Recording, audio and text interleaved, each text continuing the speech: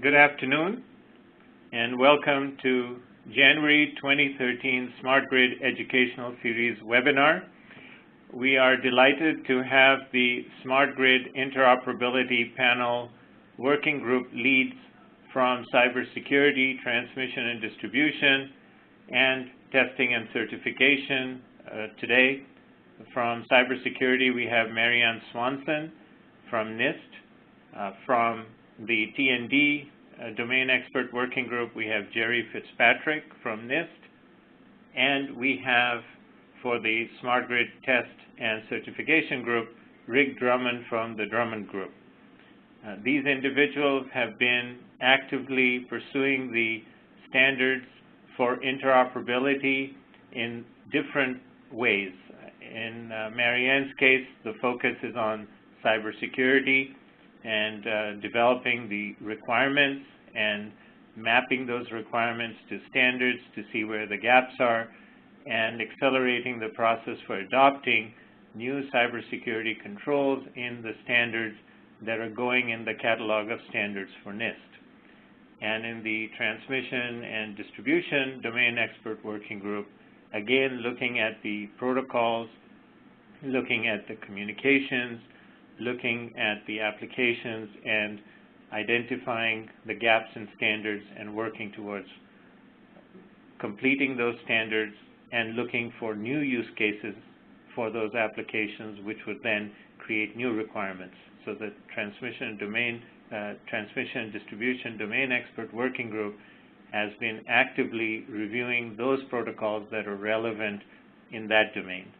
And in the Smart Grid Test and Certification Group that Rick is leading, we are looking at verifying that the standards and their specifications that are being defined in the other groups and in the standards bodies are actually getting to the products, and they are compliant with those requirements. So test plans are being developed and methodologies are being developed, and then organizations are being selected that can actually run those tests and verify that the different vendor products are compliant.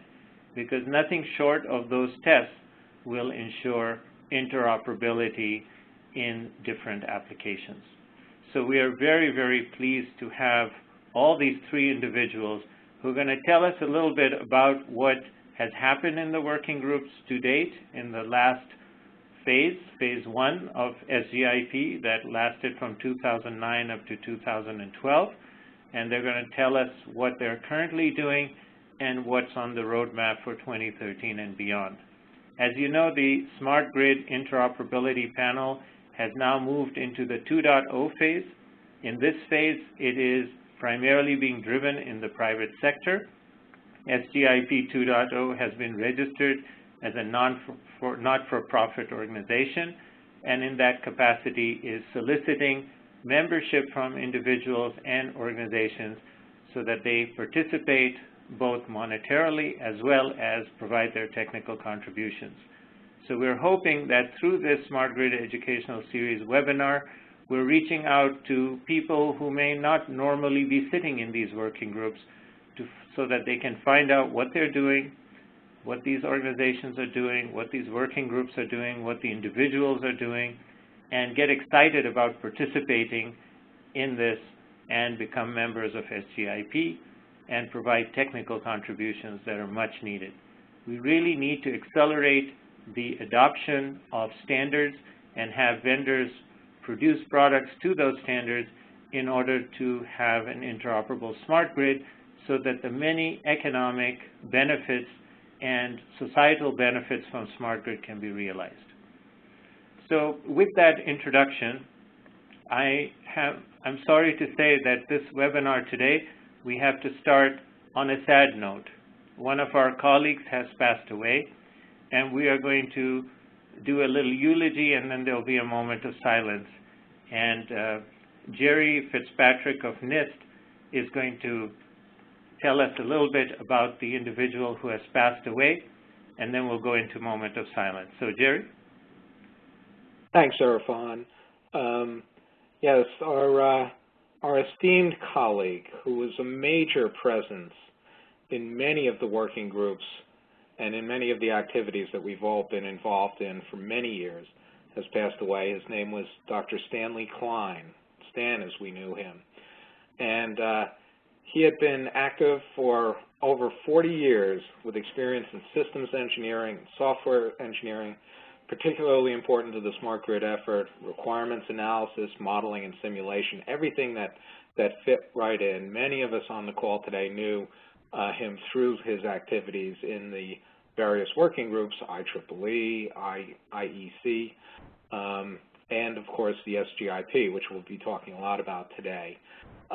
Between 67 and 95, he was at Computer Sciences Corporation, and his experience with SCADA and control center issues, I'm sorry, lost my place here, extends back 28 years.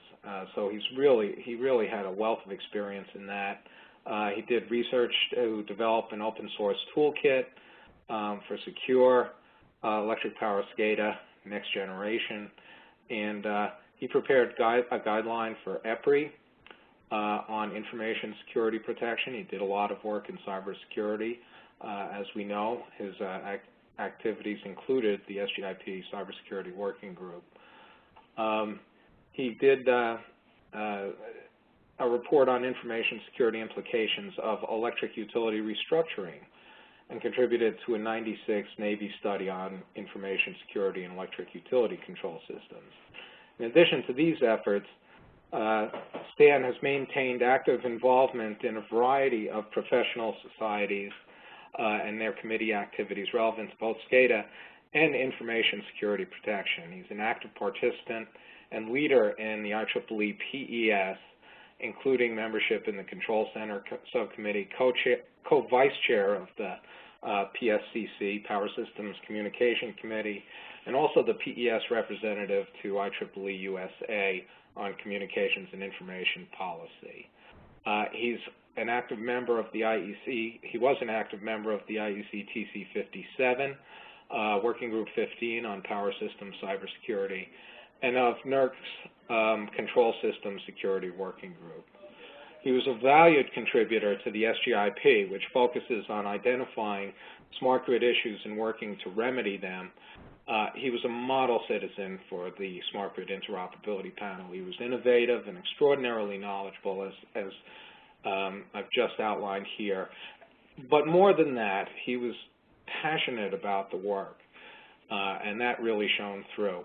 He was a great supporter of NIST and the SGIP and all the other organizations he's been involved with.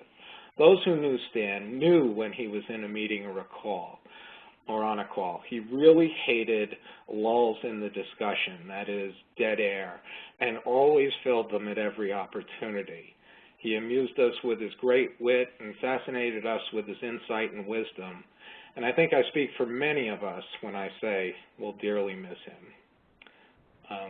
Erfan, I pass it back to you. Thank you, Jerry. And I had an opportunity to work with Stan.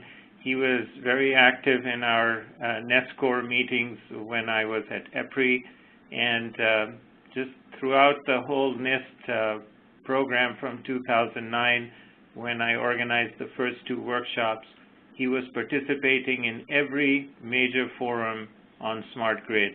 And as Jerry said, had very strong opinions, was not shy to express them, and we respected him for that. And we are going to miss him.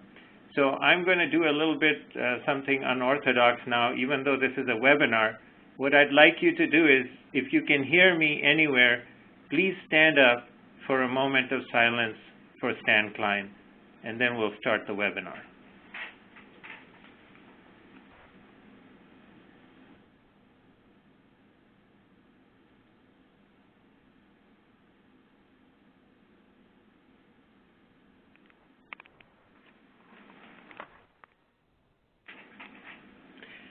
At this time, I'm going to now introduce Marianne Swanson, who is going to talk about the Cybersecurity Working Group and what they are doing. It'll just be a moment, and I will pass the presenter ball.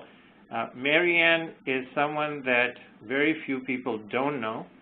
She is a very powerful voice for cybersecurity in the country.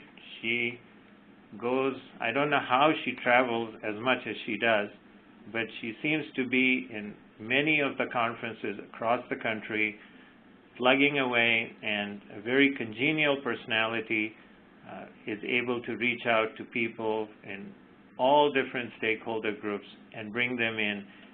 She did a remarkable job of taking the NISTIR 7628 document to new heights and is now actively leading this effort where they're developing guidelines on how to use it so that utilities can have more value from it. So she is an incredible resource in our industry, and we're very proud to have her. Marianne, the ball is in your court. Okay. Well, I thank you, Erfan. I assume everybody can hear me? Yes. Okay. So I would like to add, though, too, when I first came to chair the Cybersecurity Committee, Stan was a very integral piece of it all, and I leaned on him quite a few different times over the years to give me the sort of the unvarnished version of different things. And so it is sad news today, I have to say. So let's talk about what we're doing now in the NIST and what NIST is doing. I'll talk a little bit about some of the other things that NIST is doing in the smart grid area. But the big part of it is the Smart Grid Cybersecurity Working Group, which is now called the Smart Grid Cybersecurity Committee. So let's see if I can make this thing change. Hey, very good. So we've been around now for, I guess, almost 4 years about. We started out in March of 2009, and now we were back then called the Coordination Task Group, and it was a NIST effort. Then we moved under the NIST Smart Grid Interoperability Panel. That happened around the, I want to say, the following year, so about a year later, and we became the Cybersecurity Working Group, so our name changed. Now we are transitioning into the SGIP 2.0, which is before it was a public-private partnership where NIST was funding a large portion of the work. And now it's becoming more of a private partnership. And so SGIP 2.0 will be, is in place now. And now our group is renamed Smart Grid Cybersecurity Committee, or the SGCC. So you'll start to hear me, well, actually I'll probably go back and forth because I'm still not quite used to saying the SGCC. But for right now, they'll be interchangeable. So let's talk about what's going on. So the transition to the SGIP 2.0, we're going to call it, is beginning. So as of January, if you're not aware, we have been putting out information about the SGIP 2.0, looking for membership, people to join. There is now a fee to join, and so we actually have, I believe, over 90 new members that have joined, which is awesome. So we're very excited about that. We can continue on. We've got enough momentum to continue all our good work. So what we're planning to do to make the transition smoother is that we're going to continue with the membership as it was a year ago, as it was in December, and everybody is able to participate on the calls and on the working groups. And we'll continue in that vein until this March. Then what we're going to do is separate out, and we'll have a SGCC mailing list that I will then start sending to them. Right now, everybody is together, and so any new members are getting information just as I would send to the CSWG. And ultimately, what we will be doing is pulling the new members into a separate mailing list, and then also have a separate website. Portions of that website would be open for the members of the SGIP 2.0.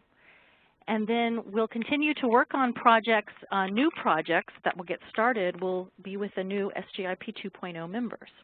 And with that, we'll have looking always for expertise, people to come in, offer advice, and also to join in membership.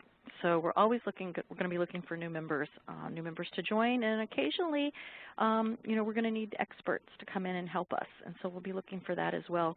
And it may be that they won't even be members. It'll just be that we're going to need that expertise. So that's sort of the path now. I know as we move forward, things are getting more clear. So we're kind of charting new territory, and so some of the things are, you know, works in progress. Right now, it looks like March, I believe it's like March 8th is kind of the timeline when the new SGIP 2.0 will be taking over. So something else we're doing is with the old SGIP, we would have e-meetings every other month, and then a face-to-face meeting 3 times a year, or 4 times even a year maybe. This time what we're doing is we're going to have 2 e-meetings. So January 25th, there will be a SGIP meeting. Everybody can participate. It'll be a webinar. And also on March 8th. Then we're contemplating holding a meeting, a face-to-face meeting in November. And so I would say stay tuned for more information on when that would be in November, but the idea is to hold one in November. It'll be a big event, and the idea is by then, well, we will be very well formed. We'll know our work, what we've been doing, and we'll know what future work products we'll be focusing on. And so that's kind of the idea, is to get more aligned, get the transition set, and then come out with a big workshop in November. So that's sort of the plans for the SGIP 2.0. Right now, we have, and in fact I do not see this changing, I have a cybersecurity committee management team.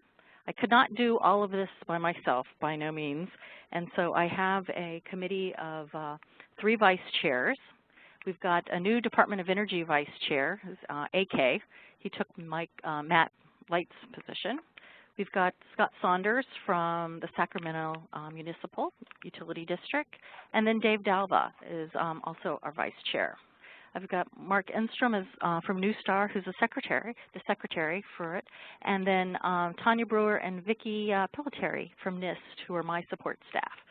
So together, all of us, I can manage this rather large 750-member team of volunteers that have just been amazing with putting out a lot of great guidance and support for the Smart Grid cybersecurity effort. So what we have done in the past, and I think a lot of you may know of this document. This is kind of the big one. When I first took over, and I think it was 2010. This was just getting finalized. So the NISTIR Interagency Report 7628 came out in August 2010, and it's a NIST document, but it was really it's a collaborative effort and mostly coordinated by the CSWG. And it's 3 volumes. It's quite large, and it consists of a lot of actionable information in Volume 1, privacy information in Volume 2, and then more research type information in Volume 3, like vulnerability type information, future work, that kind of thing. So Volume 1 is really more of the actionable area, where we have the high-level security requirements, we have the logical architecture, reference architecture, we've got the crypto section. These are the part of the document that I know when I talk to it, this is the part where I tend to focus mostly on. And I'll be talking a little bit later about an effort that's underway right now where we're writing a user's guide on how to, an organization, how they can use the logical reference architecture to guide them in selecting the type of high-level security requirements they can put onto their smart grid systems, you know, their IT and their SCADA systems. and using the high-level security requirements to do that. So I'll talk about that in a little bit. Another thing with this guide is that it's getting a little bit dated, so we are now in the process of updating it. We've got not a whole lot of changes. We didn't want to make sweeping changes. We thought it was important to keep most of the information current and static if we can. So people are using it, people are just starting to use it. There's nothing more frustrating when you go and swap it out for something else. So the high-level security requirements are staying pretty much the same. There's a few areas where we've made some changes, things where there's maybe been some redundancy, or when we were going through various reviews of standards, we noted that it would be great if we would have explained this a little better in this high-level requirement, so we're making those kind of changes. In the privacy volume, volume 2, we've actually added a whole area on third-party privacy recommendations for third parties. And so that's a whole new area, along with taking the use cases that we have in the document and taking all those use cases, and when there are privacy ramifications or privacy issues, we've added those to the use cases. So in volume 2, there's a separate appendix of the use cases that you'll find in there that now have the privacy piece to them. So that's kind of exciting. So those are kind of the areas. So you can see they're not major sweeping changes, but they're kind of just update changes.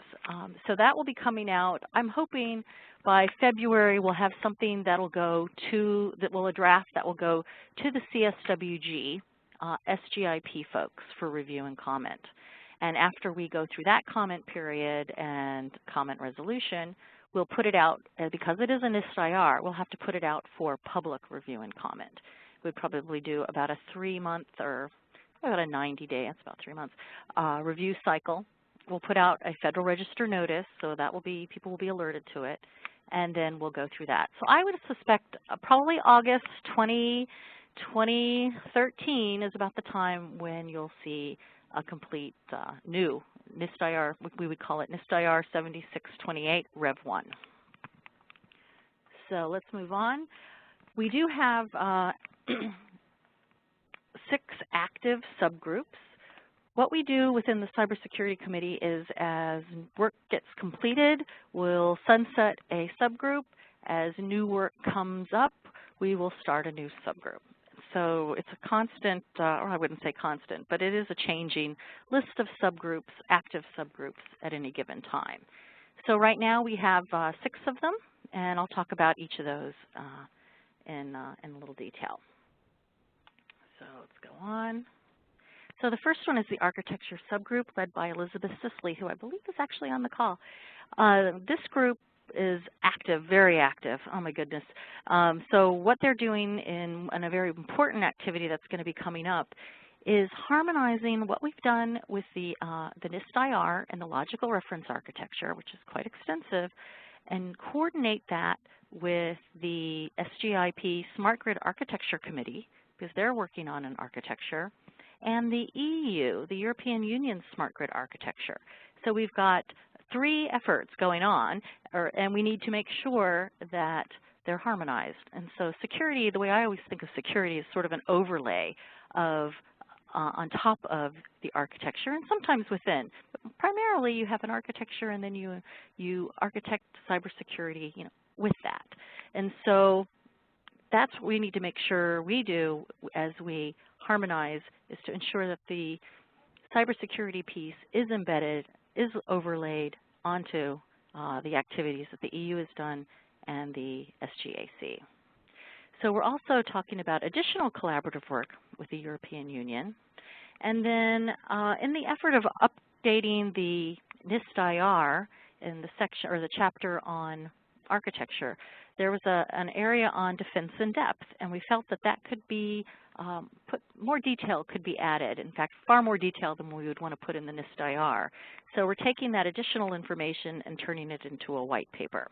So we've got, and as I go through these, the people on the phone, as I go through these different areas that we're working on, if this is something you're interested in, by all means contact me, because we can get you linked into this group, and you can can work with us.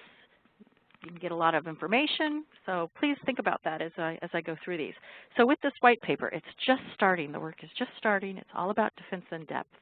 And Neil Greenfield is the one that's leading this effort, and we would be happy to have people assist us, additional people in this area.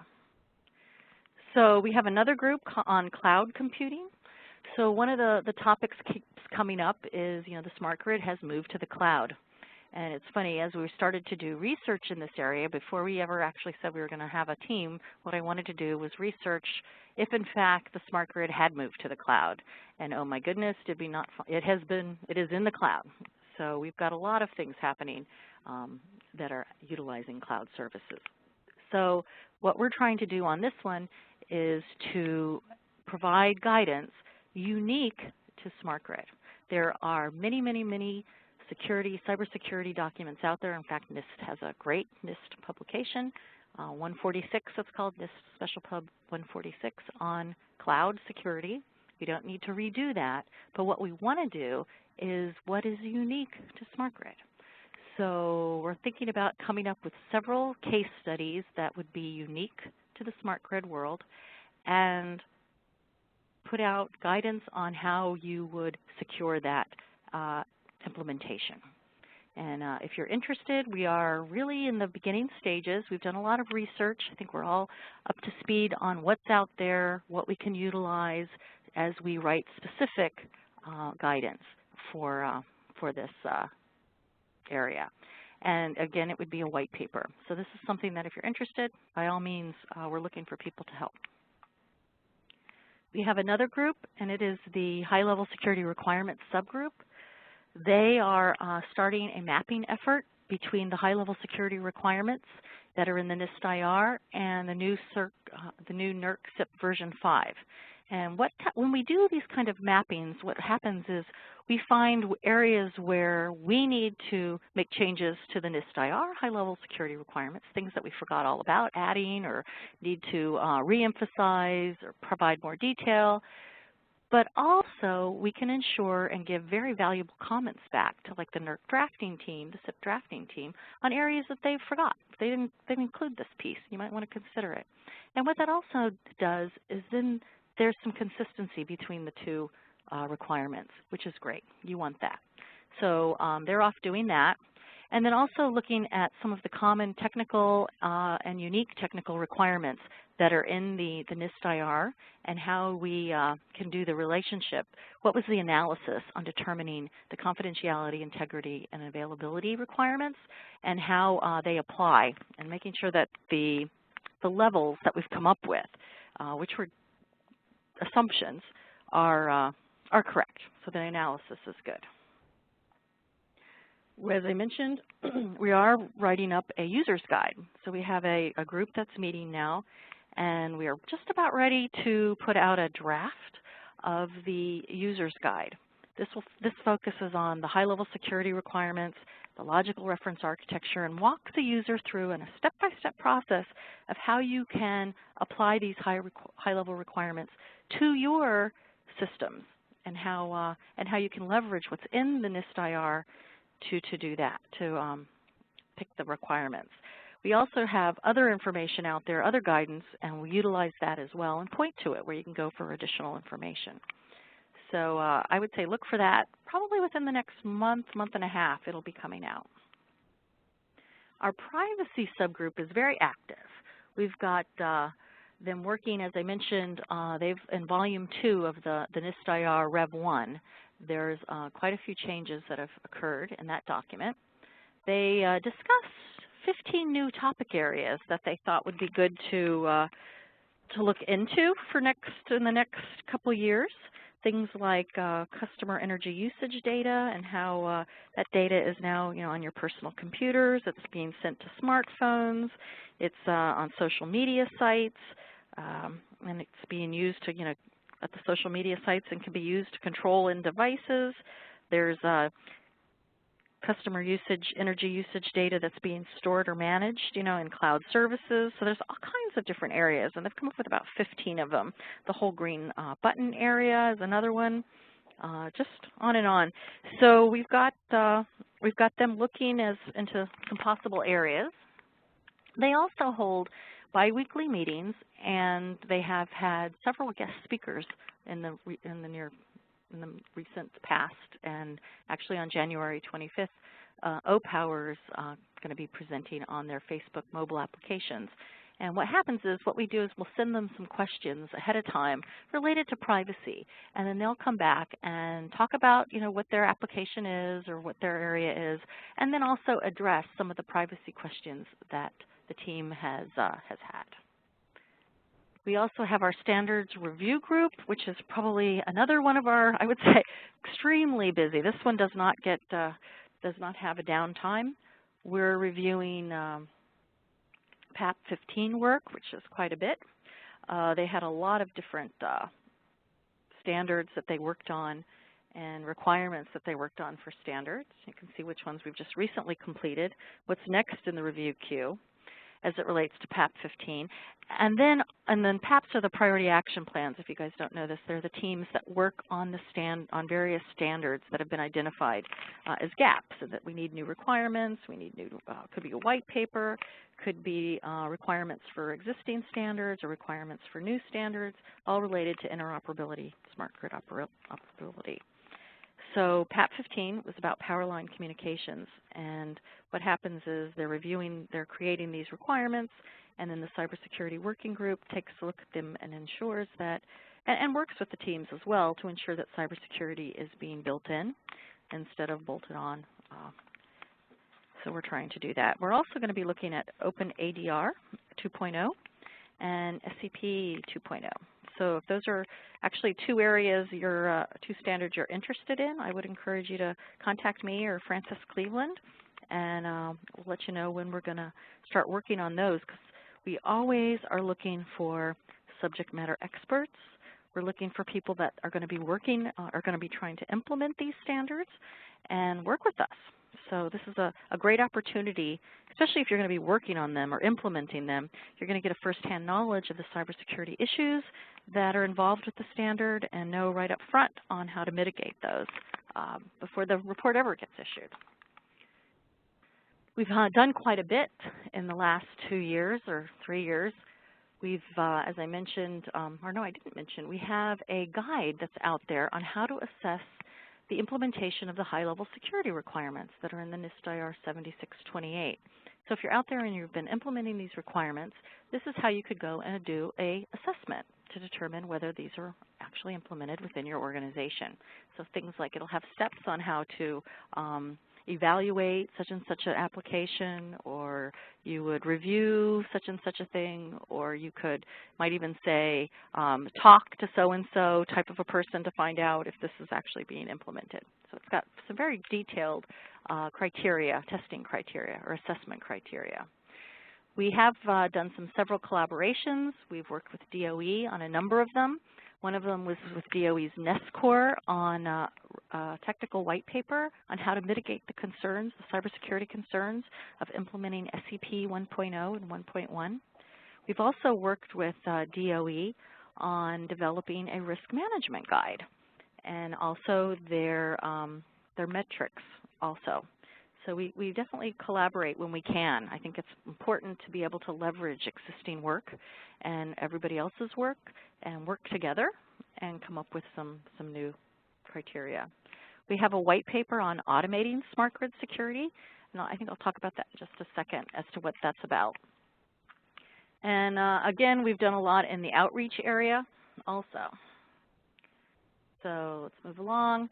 Some additional projects is we are partnering with Department of Energy, and this is more of a NIST project than, in fact, both of these are more NIST than the cybersecurity group, the SGIP. What we are doing is we put out a NISTIR 7823, and it's a testing criteria on how to test the NEMA AMI upgradability standard. And so it's test cases, test criteria, how do you go through and actually test conformance to this AMI upgradability standard. so what we're doing now is we have a partnership with the Department of Energy and Oak Ridge National Lab, where they're taking this NIST-IR with all the test criteria, and they are trying to run those tests on a meter installation. The idea is to, as they're doing this, to check the validity of the NIST-IR, and also to inform the ANSI group, who's actually updating the NEMA standard. So I think it's C12 dot, and I'm going to get it wrong. It's either 27 maybe or 23. I can't remember. Anyway, so we're going to have that. That all is working together, which is an exciting task. Then we also are developing within NIST a smart grid cybersecurity testbed, where we'll be doing research on cybersecurity, utilizing more of the research that's being done, outside of cybersecurity by the NIST folks, and then tapping into that from and testing the cybersecurity pieces. And we're just starting to get into what we're wanting to do. So I don't have a lot to add to that at the moment. Some other potential work is, and this one is kind of close to my heart, because this is one where this is called Security Content Automation Protocols, SCAP. And SCAP in the federal government is very successful, because what we've done is SCAP is about a standard language protocol that tools are using, so that the cybersecurity tools that you would implement or install on your systems all talk the same language. And so the reports all can share and talk the same language. And what we're finding is, for a continuous monitoring approach, you have to have many tools, and for it to be effective, these many tools need to be able to share and talk to each other. So something like this, if it could extend to the smart grid, if it could extend to cyber-physical systems, would be an amazing move forward in the whole situational awareness, continuous monitoring area. So this is something we would love to get moving on. We also need to research, and a little bit of research is starting to happen in the whole lightweight, low-power crypto. So we've got lots of smart meters out there, lots of other devices that are very tiny and really can't do a lot of computational power, and so, or computations. So this lightweight, low-power crypto would be a solution, and this is an area we would love to pursue. And all of these are kind of contingent on funding. Identity management is another area. And then also we're working right now, and we're sort of in discussion. We're haven't gone really much past that, with Brazil's NITRO, which is a NIST kind of sister agency in Brazil, though. So it's Brazilian's NIST, on developing AMI security requirements, starting with the security failure scenarios that are in the that NISTIR has come up with. They have a whole slew of failure scenarios and security mitigations. And so we would start with the NISTIR AMI security failure scenarios and work with them on tweaking those for their unique implementation within Brazil, ultimately leading to a whole test, a whole slew of security requirements, and then ultimately test criteria that vendors that in Brazil would be taking their products and conforming to these security requirements. I mean, this is so down the road, but this is kind of an area we've been discussing. Another area is supply chain, and so we're just now starting to talk about smart grid supply chain and areas where we could provide unique guidance for smart grid area. So those are kind of the potential ones. If you're interested in getting more involved, here's how you can do it. And my next call, I host bi-weekly calls at 11 o'clock Eastern, and my next call will be, I believe, next week. So next Monday. And I believe that's it. Thank you very much, Marianne. And what we can do is we can take a moment. If anyone wants to ask a question, they can post it on the chat online. and I'll read the question, and then Marianne can answer it. And after a minute or two, we will move to Jerry's presentation. So any questions from the audience, please go ahead and enter it in the chat.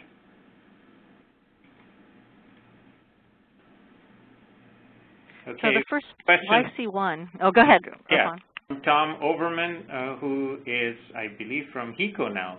Will there be any limitation on ability to participate with NIST if we are not SGIP 2.0 members?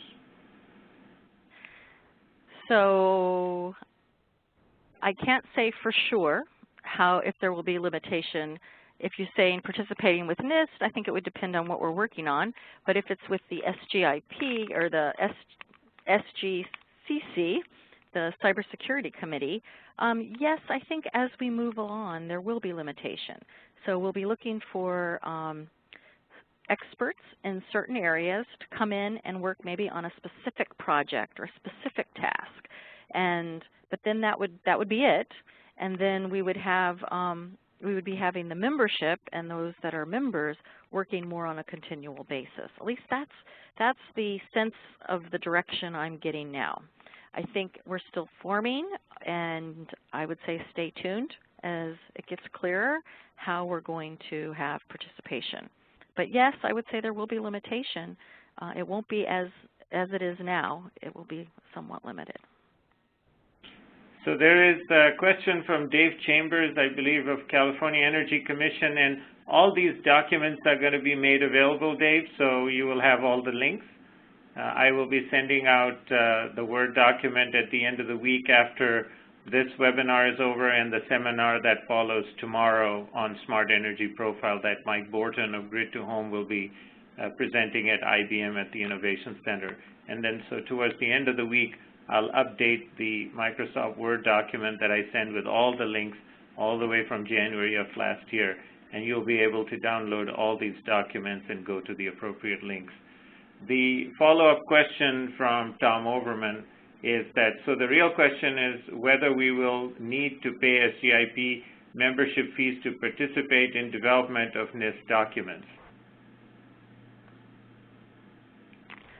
Okay, so with when you say NIST smart grid related documents, that's different than the SGIP, SGCC. So as you remember, NIST is going to be backing away from funding the SGIP. So the real question is whether will we need to pay SGIP membership fees to participate in development of NIST smart grid related documents. If it's NIST and NIST IRs,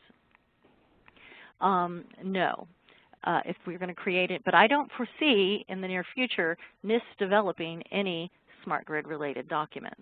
It will mostly be SGIP, SGCC documents that we'll be working on. And again, from the way I feel, the way it sounds, if we were to need a special, I don't know, let's say a special cryptographer to look at the crypto section that we're developing for the NISTIR User's Guide, let's say. It's an SGIP document. We would be able to call in a crypto guy to come in and provide expertise in this area, whether you're a member or not. And so then, yes, you would help write the guide from that standpoint. That's the kind of participation we see. Yes, just to follow up on that point, there's a very strong encouragement for organizations to become members in this private phase because you need to have some skin in the game to have the staying power and to make this organization a viable one. It's very difficult without adequate funding for this type of effort to continue. The government generously funded for 4 years, but that was supposed to be like a VC putting funding into a startup company, but then the startup company has to sustain itself. And we've seen similar programs by the government in space and in other areas. So I think that the encouragement here, and that's why there is such a strong advocacy to become members to participate in these groups, but not at the expense of progress. So as Marianne said, if there are areas where there are subject matter experts who are part of organizations that are not members but have to make unique contributions to keep the ball rolling, they will make exceptions and bring those people in to do that work. But as much as possible, organizations are being encouraged, small, medium, and large, to participate. And if you look at the membership fees, they're quite reasonable compared to the revenue ranges that are given for those memberships. So I would encourage you to go to the SGIP website, and you can get an email from Paul Molitor, who will send you all detailed information about membership. But I think it's a very small investment to make compared to the benefit that you're going to get participating, as well as accelerating the adoption of standards. And I think it is absolutely necessary to move to the next stage, because government funding is going to be very limited going forward in this area. So at this point, what I wanted to do is, before I bring on Jerry, I wanted to show you a document which I showed at the beginning of this presentation, this webinar, which is this CITER Energy Academy. Because the CITER Energy Academy that I have put together through CITER Corporation has many of the volunteers in the NIST process, in the Smart Grid Standards development process, who are the instructors.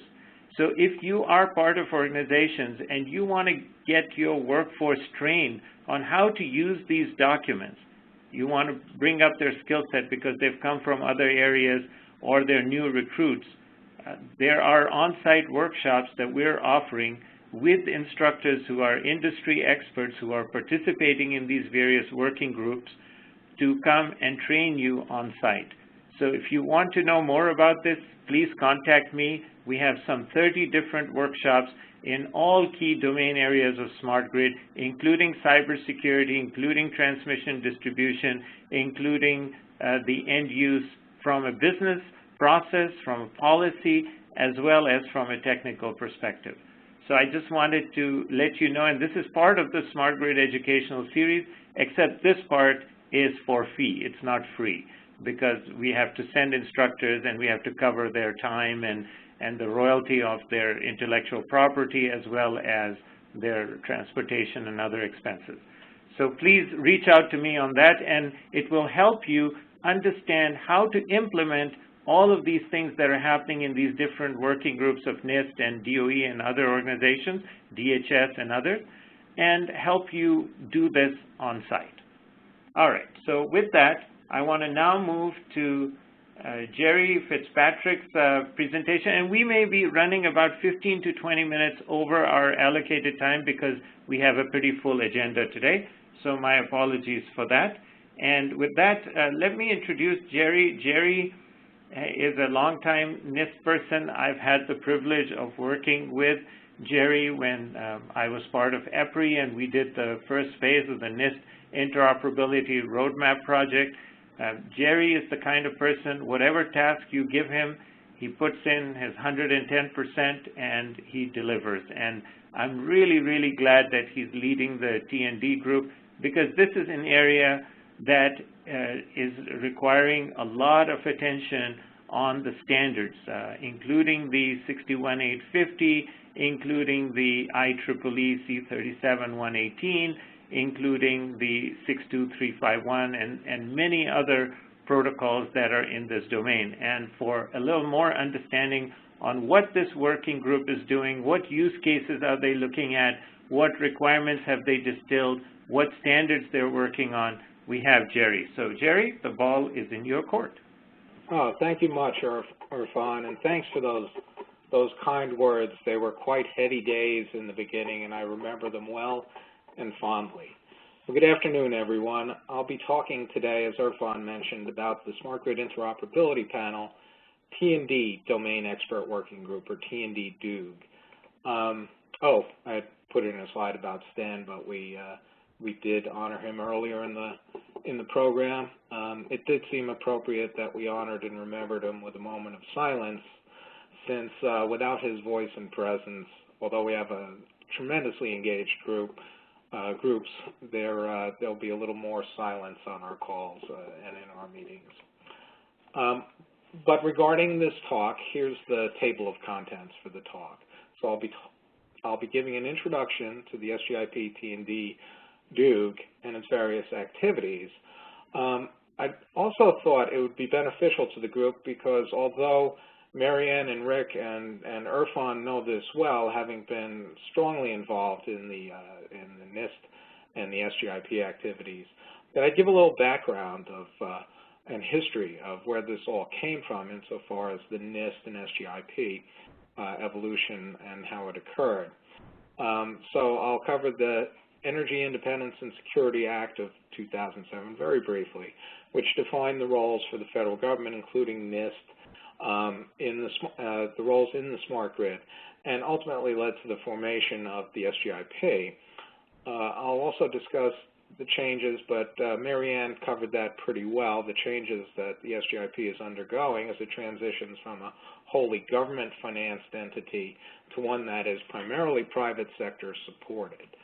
And then I'll get into the meat of what the T&D and its activities, T&D Duke and its activities are, what our accomplishments and future plans are. The major ones, of course, are the catalog of standards work. Erfan mentioned the standards process and the standards that we review and look at, and what we're charged with getting through onto the catalog of standards, which is an SGIP list of recognized smart grid standards with all of the assessments and evaluations in various groups. White papers that identify the standards gaps and overlaps and other issues and make recommendations on how to remedy them. I'll talk about something called the transmission busload model, which is an interface for communications between the distribution and the transmission and generation domains, as well as the future activities and deliverables that we have. So in late 2007, the Energy Independence and Security Act was enacted, and it gave NIST a role in the smart grid, as well as the Department of Energy. And the NIST role, it said, was that NIST would have the primary responsibility to coordinate development of a framework, that is a standards framework, including protocols and model standards for information management, with the goal of achieving interoperability of smart grid devices and systems. And there was a tremendous pressure to get this thing rolling quickly because the smart grid was being deployed and there were standards that were lacking and necessary.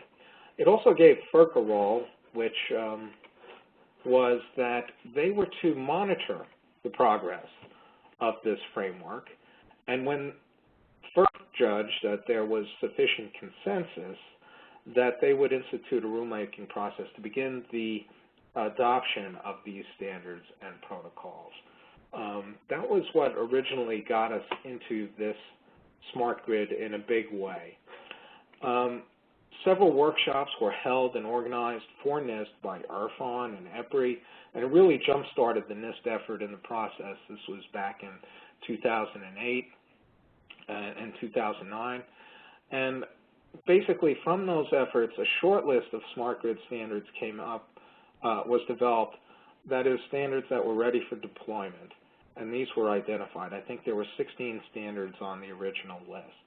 Priority action plans for addressing the standards issues and working groups were established to work with the standard-setting organizations, the IEEE, the IEC, other NEMA, many others, to fill the needs and the requirements for smart grid standards that had been identified in those early workshops. And then an interim smart grid interoperability standards framework that was based on the output of those workshops was written by Erfan and EPRI. And that served as major input to the first NIST framework document. We had a whole process of public vetting of this and other inputs as well, but really it was in large part due to the efforts of Erfan and to EPRI that really helped us get kick-started here.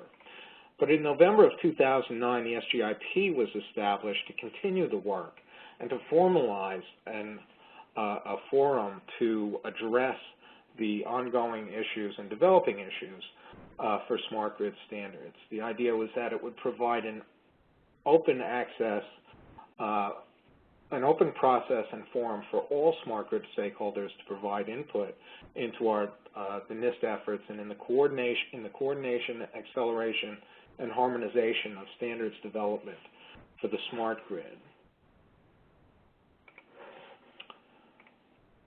The SGIP grew rapidly once it was created in November 2009. And by late last year, it had over 790 member organizations and more than 1,900 registered individuals. And as promised, it was really a completely open forum and process and had considerable international participation. The SGIP and its working groups had identified requirements and prioritized standards development and worked with many of the SDOs. There were MOUs, memoranda of understanding, with the European Union and with individual countries. And today there are some 100 international members of the SGIP. A key aspect of this forum was really that was web-based participation, with most of the working group meetings being held online, and with the online collaborations based on a wiki website where all of the SGIP activities, reports, and other outputs were documented. And that link is, because it's still an active website, even as we transition into the more private sector supported model of what's called SGIP 2.0, this link is still supported and contains all of the documentation for the SGIP efforts to date. The new SGIP, or SGIP 2.0, will retain a lot of the structure of the previous version. That is, the Architecture Committee, the Implementation Methodology Committee, Marianne's Cybersecurity Working Group, Rick's Test and Certification Committee, as well as these Priority Action Plan teams. Initially, there were some 14 Priority Action Plans that were developed to address standards issues, and now I think there are 21. So that continues to grow. Many of them have been completed, these Priority Action Plans. Their work, the work of coordinating the smart grid standards development in particular areas and particular standards has been completed. And the domain expert working group structure will largely remain the same. There will be some differences in process of election of officers for these groups, but largely the structure will remain the same. And we certainly will continue as we have in the past through March, as Marianne and Erfan had mentioned. So one of the major initial outputs of the SGIP and the NIST mandate given to it by Congress in the smart grid was to develop this framework for smart grid interoperability standards. Now, the first one was created largely with support from EPRI and others. A series of workshops that I mentioned were held, and that was published in January 2010.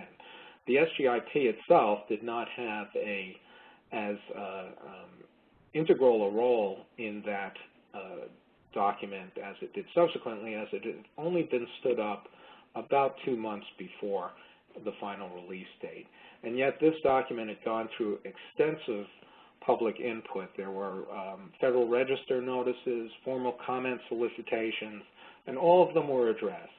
And the framework was revised and finally published in January 2010. The second release of this framework, which followed a similar process of public comment, had much more participation of the SGIP working groups per se, because the SGIP was charging ahead at full steam by that point, and a lot of the comments were discussed and addressed and recommendations made with within these groups. That second publication, Release 2.0, was published in February of last year. And it's available, as is the first version, on the NIST Smart Grid webpage, shown down at the bottom there. It contained the Smart Grid vision and reference model. It identifies over 100 standards. Now, initially, there was no catalog of standards because the SGIP did not establish that until 2011. But now, the two documents, the framework document and the catalog of standards, are converging. And the list of standards in this framework document is mirrored on by the SGIP document, and they are all going through the SGIP review process. And the future work of the SGIP in placing standards on the catalog of standards will inform NIST in the modification of our own roadmap and framework. The priority action plans are described in this document, the successes and where, and the new PAPs that were formed to address the standards issues. There's also a testing and certification framework described in there. You'll hear more about that from Rick shortly. And there's a companion cybersecurity strategy described in there. And Marianne has talked more about the cybersecurity working group and its activities. And there's this smart grid conceptual model shown here, which identifies smart grid domains, shows the interactions between them, and both the power flow and the information flow within it is discussed. So SGIP, as Marianne and Erfan had mentioned, is now transitioning from this government-funded organization to an industry-driven one and supported one, supported by membership dues. And it's building on the SGIP 1.0's accomplishments with continuing cooperation from the U.S. government, and in particular NIST, which intends to continue its staff involvement and will provide some support to the SGIP as we move forward. We'll also continue to accelerate smart grid interoperability as being our primary goal.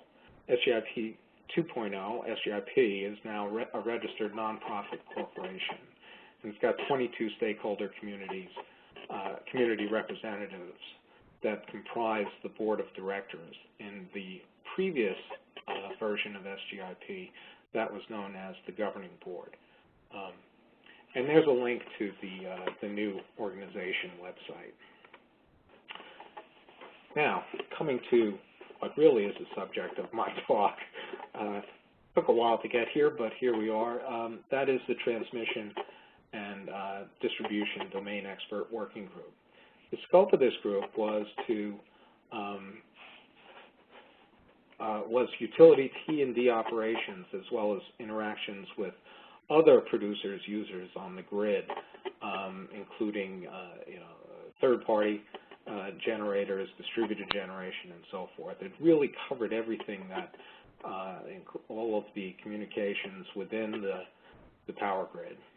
The vision was to create an unprecedented robustness and improved resilience to grid instabilities and disturbances that would result in an improved reliability. Power quality is another thing that we're aiming to improve that'll meet customer needs and also to enable ready access for distributed generation throughout the grid.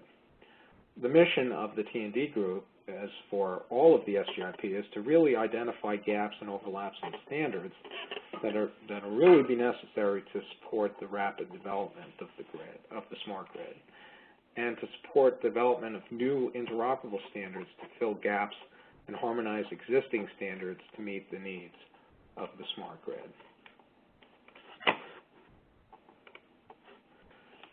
The T&D DUG and a few of the other DUGs, building to grid, home to grid, and industry to grid, were actually established before the SGIP. They were stood up in August of 2008, and they were joint committees between NIST and the DOE Gridwise Architecture Council. And so they had joint or co-chairs, one from each organization, to support the mutual goals established by ESA for these federal agencies.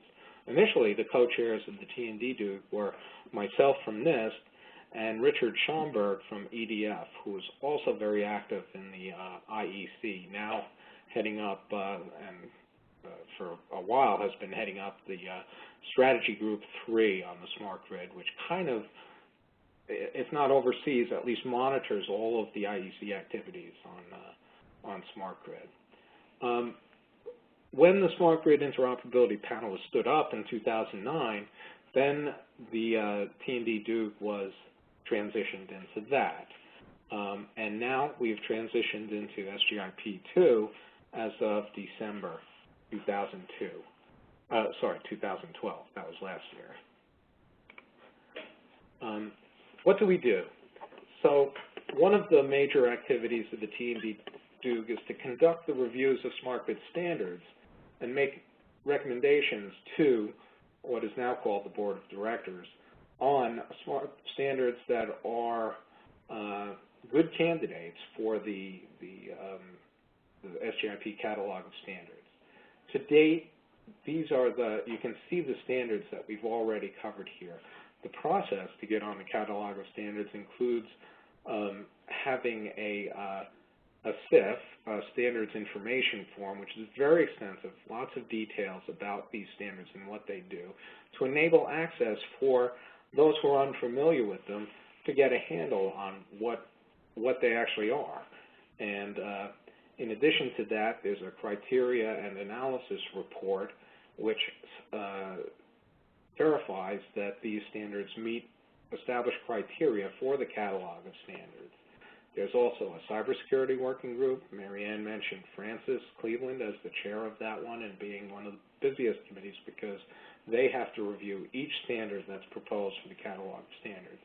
It also goes through an architecture committee review to ensure that the standards are harmonized with the smart grid architectures, and that it will be going through, as I understand it, although it hasn't been formalized yet, through a testing and certification committee review as well.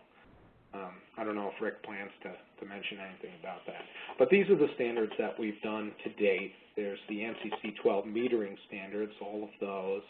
There's the ICCP, the Inter-Control Center Protocol standards of the IEC, listed there, including TASI 2. And, of course, IEC 61850, we view it as a very important smart grid standard. And all of those parts have now been reviewed, and they've been recommended by the T&D Duke to the what was the governing board of the SGIP, approved by the SGIP plenary, and now sit happily on the SGIP catalog of standards.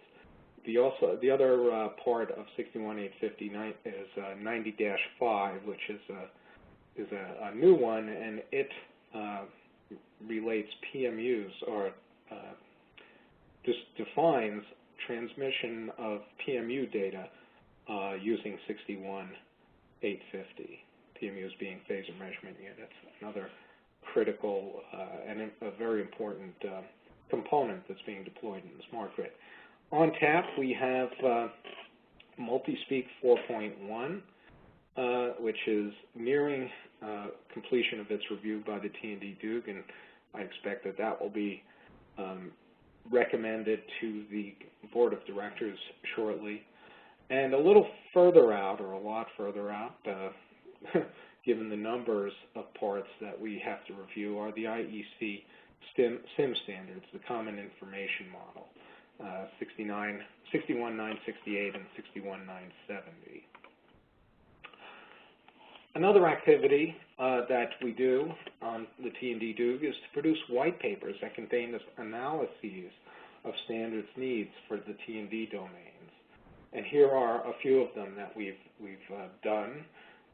AMI information in support of distribution and transmission operations. This was due in large part to the efforts of Nelka Markashevich, one of our members, and it helps start the discussion and on how can meter data be used to support operations.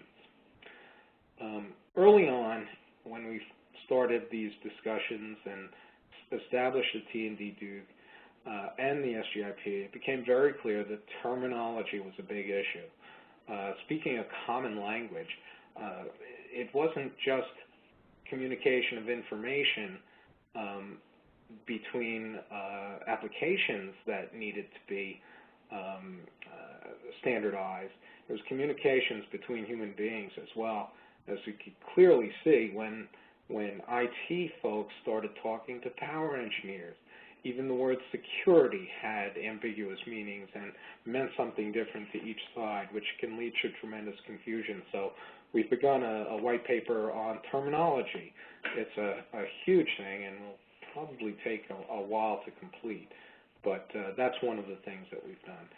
We did a white paper on wide area monitoring, automation, communications, and control for the bulk transmission system, looking at and focusing on PMU and SCADA systems and identifying requirements with the intent of identifying standards needs.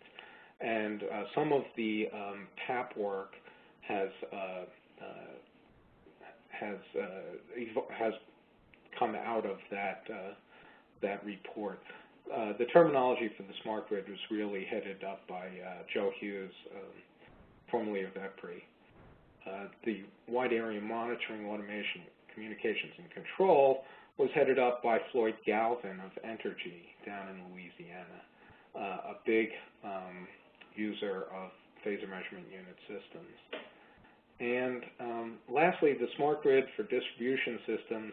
We're looking at the benefits and challenges of distributed automation, and that has a good description in there of requirements for DA. A big current activity also led by Nelka Markashevich is the transmission busload model. And this is intended to help define the interface for information exchange between T&D domains. You can see it to the right of center in this picture, and this is where this model fits in. And what it does is it aggregates all of the distributed information in the distribution domain, AMI, distributed energy resources, demand response, and so forth, remedial action schemes, distribution SCADA, and collects them in a rational way and usable way so that all of the individual components of the distribution domain don't have to communicate with the energy management system in the transmission domain. To date, we have not really produced use cases, but rather scenarios that will serve as the basis for use case development. That's the next big challenge in this effort, to develop the use cases from these scenarios. And you can see there are 13 of them that have been developed, from DER capability curves, a model of dispatchable load, real and reactive load to voltage dependencies, how these depend upon load, and so forth. Models of overlaps of different load management functions using the same load under different conditions. A virtual power plant model. Possible shifting of load from and to the transmission bus at normal states of TBLM after power system emergency, after major emergencies. Nelka Markashevich has provided considerable input into all of this. He's really been a strong lead for this. Future work will involve completion of the development of the use case for the transmission busload model, development of a list of new object models, list of possible new information exchanges, and so forth. Development of use cases for EMS applications. So there's really a lot of work to be done on this, and a lot of opportunity for anyone in the audience who with which this strikes a chord to get involved and help out in the development of these use cases. We could really use support and welcome new members to our working group. We will be open at least through early March, and then after that, it'll be under the SGIP 2.0 rules. Upcoming activities, we have identified the following issues for the T&D to address, and this is a rough prioritization of them. We are just beginning now on standards requirements for alarms and event management over the smart grid. There's a lot of vendor implementations that are not truly interoperable, that many vendors have their own interpretations of standards even, and so we're looking into that and trying to develop some proposals for priority action plans that will help that situation. And we're beginning by having this discussion and developing a white paper on it. There's time synchronization and management. PMUs, phaser measurement units, are wonderful for getting good time-stamped information about grid conditions, voltage, current, frequency, and phase. However, there are some discrepancies among the standards for which time synchronization is not, has some differences, and we need to identify this and iron it out. Managing distributed resource and distributed generation penetration. There's a lot of overlap between the T&D DUG and the distributed resource generation and storage working group led by Al Hefner from NIST. And that is, but there's a lot of cross-fertilization and a lot of common membership between the T&D group and the DUG and the DRGS. Other things you can read here, but again, there's this vocabulary and acronyms. That's an ongoing issue. So if you're interested, there's a lot of more information about this that you can find online. There's the NIST Smart Grid website, which is shown here. There's the T&D Home, which has all of what I've discussed about the T&D listed there, all of the background documents, and also information about how to join, although that's sort of, actually I'm not sure if that's still active, but we do welcome people on calls. It does give information. You'll be able to get all of the announcements for the calls, which are held bi-weekly. The next one will be next Wednesday. So they're Wednesday afternoons at 4 p.m. Eastern every 2 weeks. And you can find that information there. I didn't mention the current leadership of the T&D DUG, and it's myself as the chair from NIST, and we have co-chairs in Bob Saint from NRECA, the National Rural Electric Cooperative Association, and Joe Bucciero, who's formerly from KEMA and now with Internex. And then, of course, SGIP is 2.0. The website is there. And thank you. Okay, very good. Thanks, Jerry. And just a quick note, as you understand the power systems industry, you're seeing that there are a lot of paradigm shifts that are occurring. A lot of the centralized power plants are being retired, and new ones are not being commissioned. So there's a lot of pressure for independent power producers to come in with renewable energy, and most of that will be integrated at the distribution and at the transmission level, and they are intermittent sources of energy for the most part, so that creates a lot of instability in the grid, and appropriate measures have to be taken to mitigate. So having consistent standards that are able to make the intelligent electronic devices exchange information quickly and consistently is going to be very important in order to have an actively controlled grid in both transmission and distribution. And having smart meters at the edge, having the intelligence to tell you voltage, current, and phase, and feeding it back into these planning models for distribution is going to help reduce losses in the distribution network.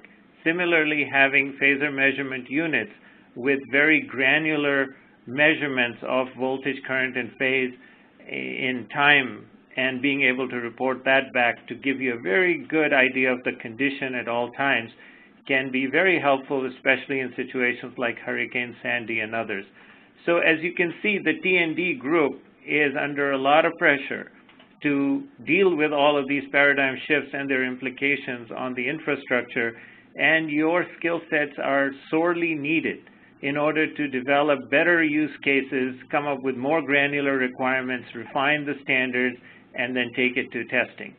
So please keep that in mind. This is not just business as usual or on cruise control. We are very, very short-handed in all these working groups compared to the number of skilled people that are out there in the industry. And I understand that there are issues about time and money and all of those things, but think of the bigger picture and think long-term. This is the kind of investment that you will reap benefits for a long time. So with that, thank you, Jerry. I'm going to move this presentation to Rick in just a second as I move to his presentation first. Here we go. And then I'm going to move the presenter ball to Rick. Rick has been contributing in the industry for a long time. He is a real expert on the empirical side of things. So while all this talk about standards and use cases and everything is nice and it comes up with a set of requirements, when the real test occurs with real products that need real testing to figure out how consistent are they with the standards that they're advocating, Rick comes in and tells us what time it is. So Rick, the ball is in your court. Thank you, Erfan.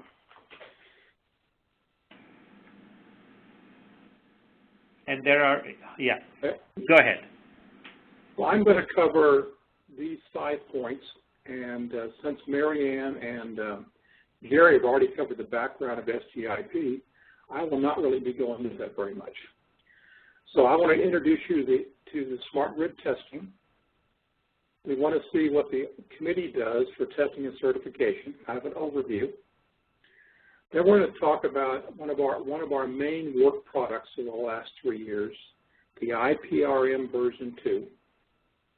We'll then talk about interoperability testing and certification authorities and how we see those playing in this whole thing.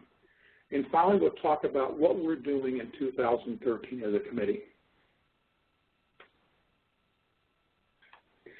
So why is testing important? Well, considerable effort and time go into standards making. Purchasers want standard compliant products. Now, there's 2 ways to really verify products are interoperable and conformant.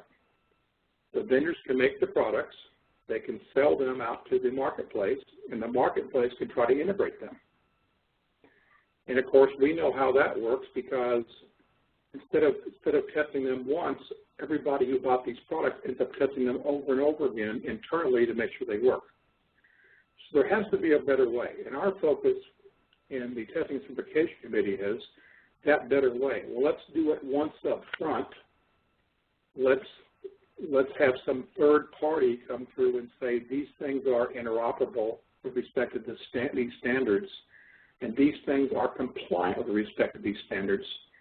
And then as that takes place, the marketplace starts trusting that, starts buying those interoperable, conformant, certified products, and their time and effort to implement and integrate things is greatly reduced on a case-by-case basis. So in essence, the test provides the support, and in essence is the proctor who says, your product has met the conditions of the standard you're saying you match. And that's where we're going with this whole thing.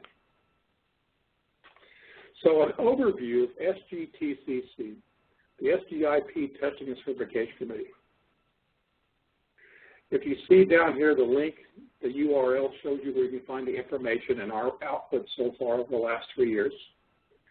We've also developed a framework to enable industry testing and certification programs for smart grid interoperability.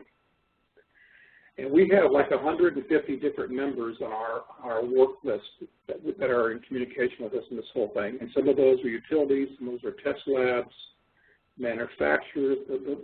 It's very diverse.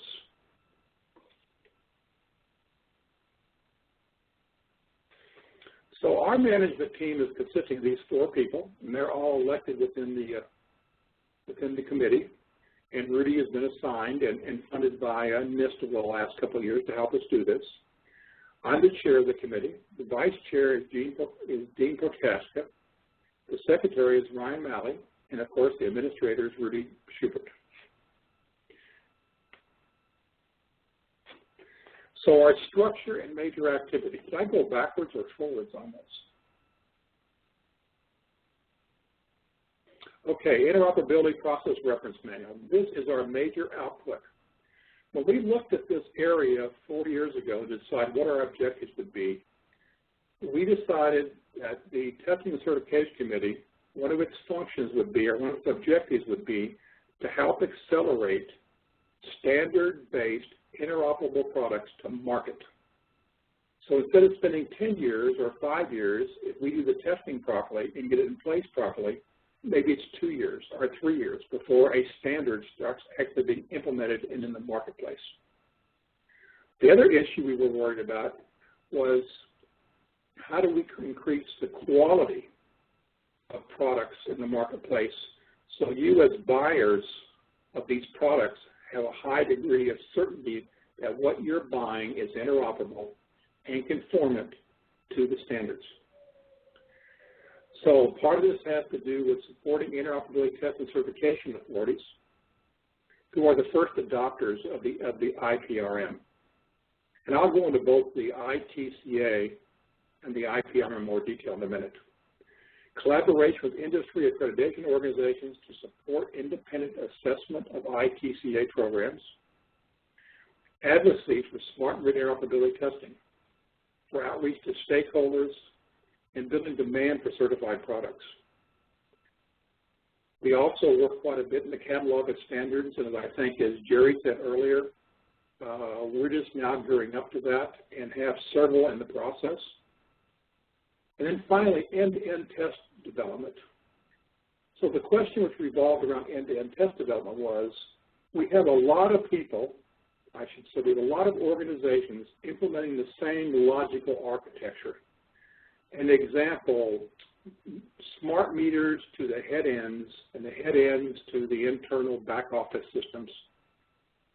And when an organization goes out and inspects a smart meter in their head end software, they have to go test it to make sure it works for communications, for format of the data moving across, for the semantics of the data. And why are we all doing it over and over again, where if we could test those linkage of products out 1 or 2 times, and other people could use those results, we would save a lot of time and effort and save millions and hundreds of millions of dollars. So as I said, our first work item, and the one we're really pushing to implement this year, is the Interoperability Process Reference Manual. And this is the primary document defining the framework for smart grid testing and certification. So when you do a testing program, there's 2 components of that. And even though they're highly intertwined, they're also kind of a different view. There is the test schema, I should say the test scheme itself, which is what test you actually do in detail, what the objectives are, what you're going to be testing, how you test those, how much positive and negative tests you do. It's very, very technical, as we all know. The other part is, what are the processes that you use to test products? So when you get done, your results are repeatable. They need to be the same across multiple testing organizations if those are involved. And how do I do that? How do I put in place a quality system to support the detailed technical testing so that I get quality products in the marketplace? So the IPRM's focus is not on the technical side mostly. It's almost totally on the quality system side. So criteria for certification body processes, criteria for test laboratories and best practices, and they aren't technical. They are how you would do things generically. And the ITC implementation of the IPRM recommendations. So the goals of the IPRM: increase buyers' confidence in the purchase of products for their organizations, standardize the testing and certification processes through an initial set of best practices across multiple standards. So the IPRM is not focused on how to do 61850 or how to do C19. It's focused on the procedures you need to do to achieve interoperability using a core set of standardized quality processes. Reduce cost and shorten the product implementation life cycle. And we have seen in other places actually implemented these programs in other industries and have started demanding only certified products. We have seen things like the cost per product to decrease over time, the number of the set of functionality increase over time, the setup, installation, interconnection reduced significantly as you try to interface different like products. And I'm talking about things from 6 man-months to 6 man-weeks, that dramatic. So these things, we have some background data which shows these have major impact on the cost to implement products if you have a good testing program and certification program in place. So the key recommendations of the IPRM version 2, all certification bodies and test labs operating programs associated with smart grid standards shall be accredited in accordance with globally recognized ISO standards. And these are IEC standards. And ISO, the first one is how a certification body should work with respect to their processes. The second one is, the 17025, is how a laboratory should work with respect to their processes. Now what's really important here, we have a lot of testing activity going on. Some of that's internal to organizations. Some of that is external, like 61850, where the results are shared. But very few of these have the additional thing called the certification bodies. And the certification bodies are the watchdogs who come through and say, did you do this properly testing-wise? Did you follow the right requirements? Are your results repeatable? And they're the ones who actually stamp their name on products in the marketplace. And an example of this would be UL. The laboratory we all know about that we see their markings on electronic devices and coffee pots and all over the place. They are in essence a certification body and a test laboratory. We want to see the same sort of thing go into place across this industry so we start getting products to market faster, higher quality, reduced implementation time. Additionally, we put in some additional standards, some additional requirements over and above Guide 65 and 1725 because these things are not specific to software testing. They are for generic testing. So our additional requirements focus very much on things you have to do to help achieve conformance easier and achieve interoperability. So those sort of things are in here. So explicit and transparent information on program requirements, processes, metrics, specific test environments. Detailed reports, validation and traceability tools and software, and how you actually go through and verify those tools are working properly. Qualitative evidence of interoperability, the lack of reported problems, or anecdotal information is insufficient. So one of the things that if you look above the certification bodies do, and these are required in our IPRM version 2 if you're going to use it, is that these are the organizations that monitor the marketplace to make sure products in the marketplace are acting as they are supposed to be acting as the test laboratory said they were. If that doesn't happen, these organizations can come through and say, your product is not maintaining its specification to the standard you were testing for, and we would remove our 65 organization. I'm not talking about SGCC right now. May remove that certification from that product if they aren't doing it properly. So all these things are about assurance for you as buyers that what you think you're buying because of what the vendors are saying they have are there. So IPRM facts and fiction. This is not a mandatory program. It is a voluntary program. So we right now are working with organizations to help them implement the IPRM in a voluntary manner and help them implement 65 accreditation bodies and 1725 testing authorities.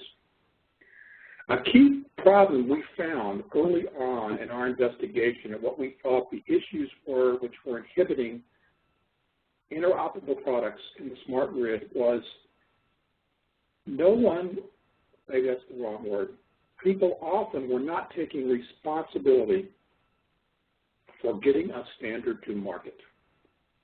So a standard may come out, it may be viewed very well, but no one's helping get that to market.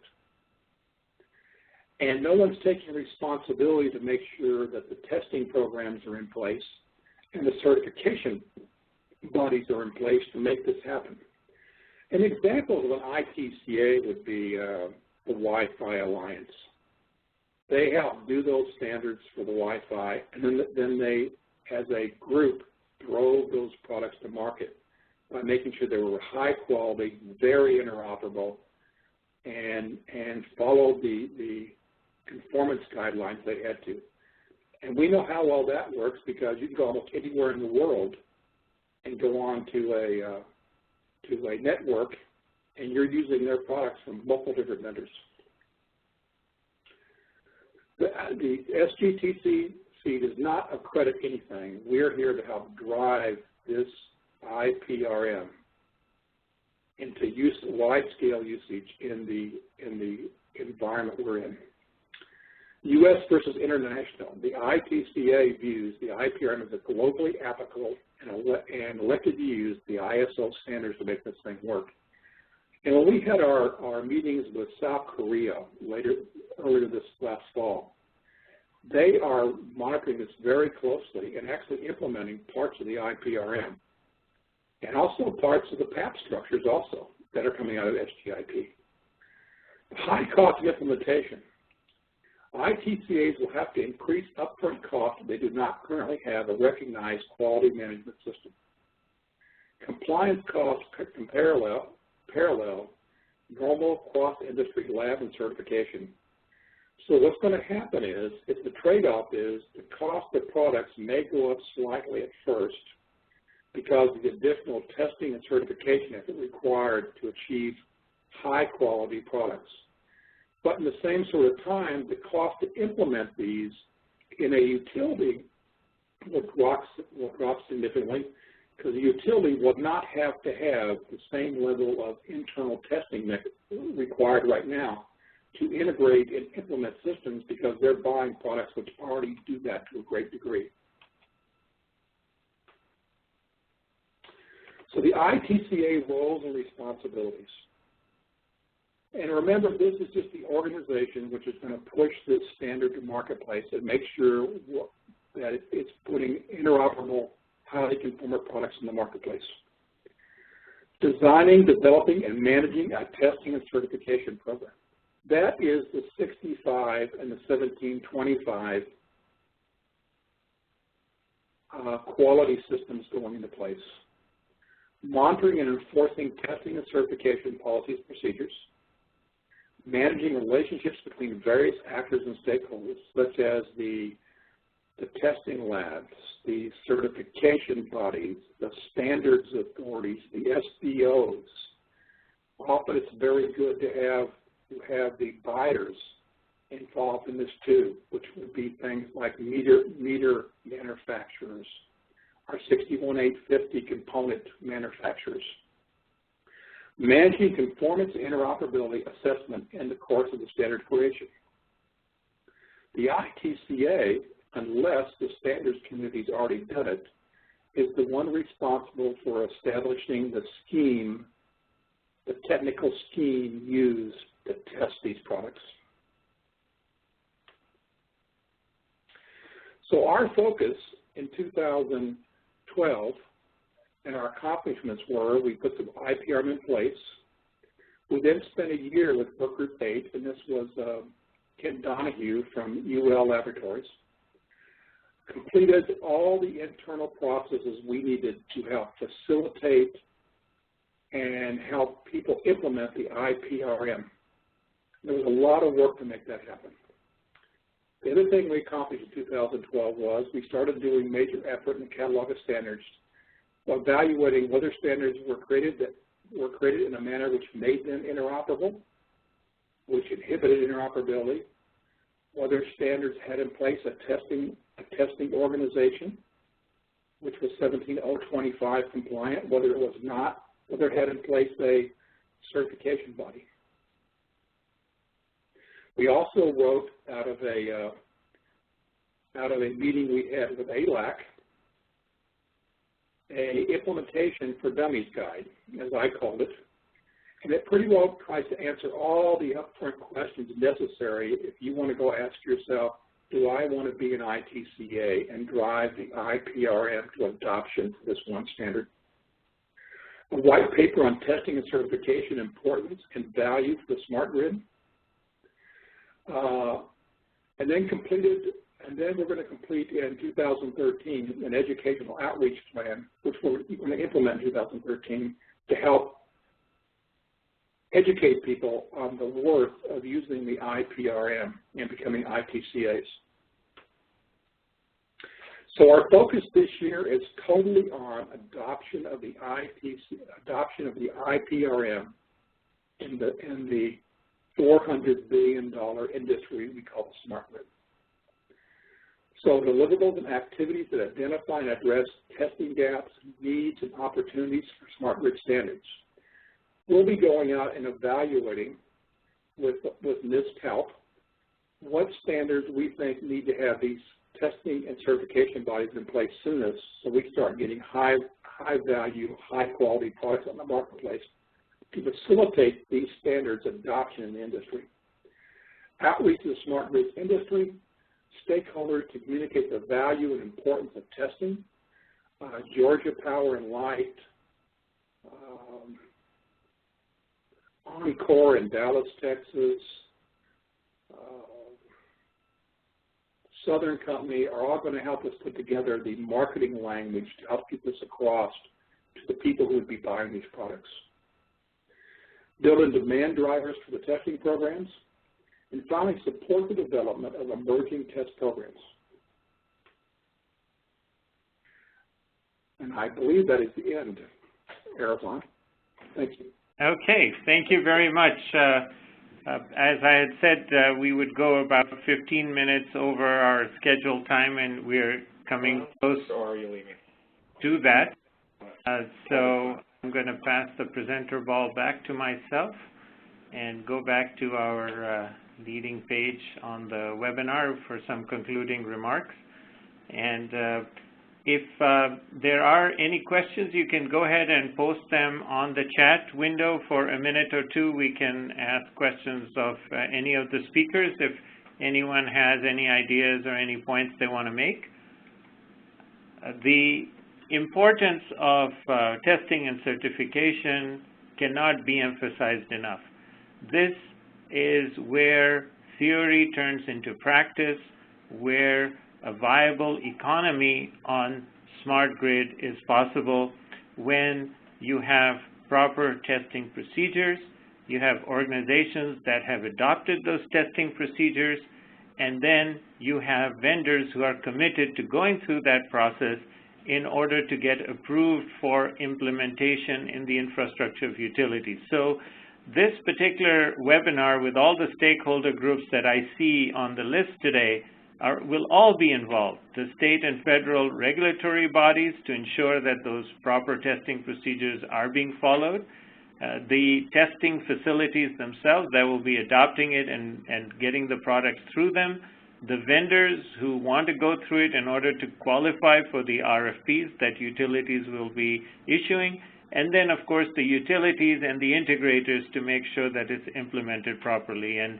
Rick has done a fine job in the last 15-20 minutes explaining how this IPRM is going to help facilitate that whole process.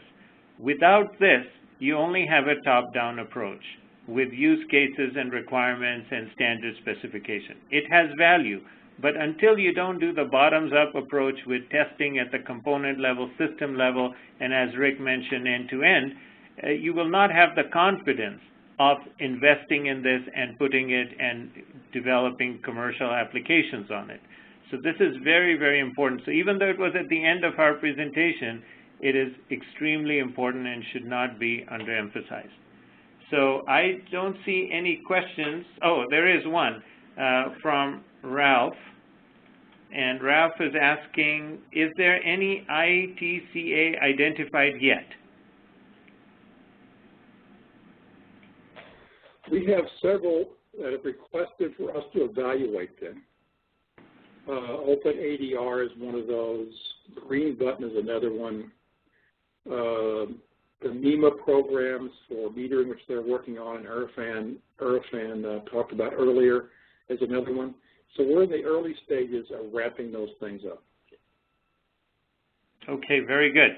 And we, through our CITER Energy Academy, will also reach out to your group and see how we can help in the education and the advocacy area by going on site and educating utilities, the regulators, the trade associations, and the vendors on how this culture of interoperability needs to be brought into the smart grid. We see it in healthcare, we see it in transportation, we see it in financial services, in a variety of areas, and there's a very robust testing regime involved in these verticals to make sure that the products are compliant to the standards that exist in those verticals.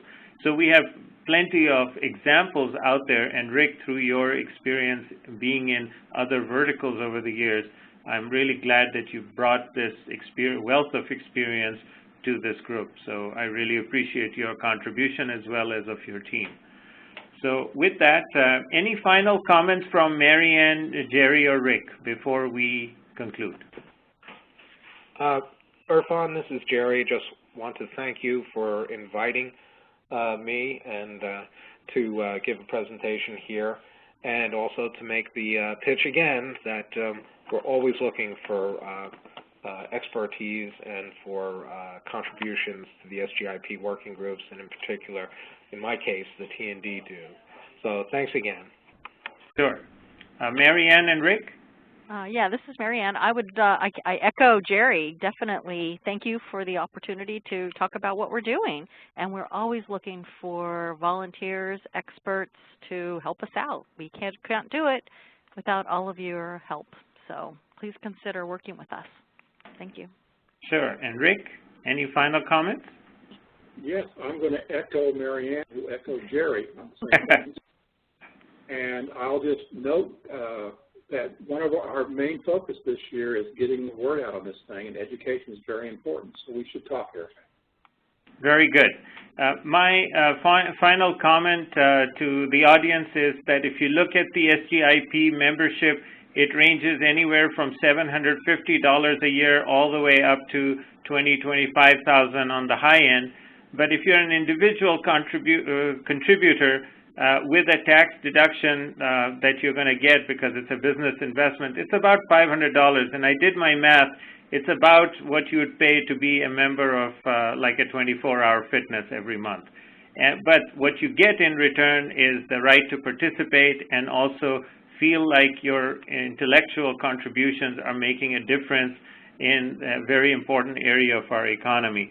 So I would not hesitate in participating. I'm personally joining through my LLC, the SGIP process, and I encourage all of you, if you're especially individual consultants, to look at this option with the $750. I think it's a really sweet deal.